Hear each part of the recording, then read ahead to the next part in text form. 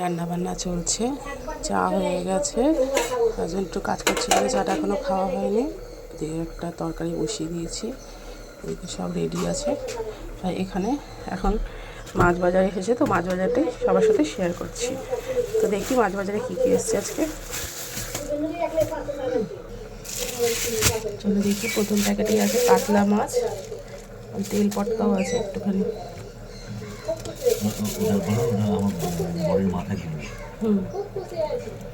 যেটা বললো সেটাই, বরের মাথার ঘিলু, যেটা আমি চিবি চিবি খাই। আচ্ছা চিকেন, এটা হচ্ছে সলিড চিকেন।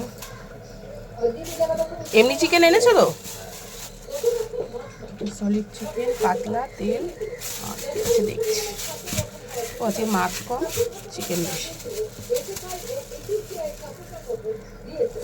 চিকেন ব্যাস, এটাই আজকে মানে মাছ মাংসের বাজার, শুধু মাছ বাজার না, মাছ মাংস দুটোই বাজার হয়ে গেছে আজকে।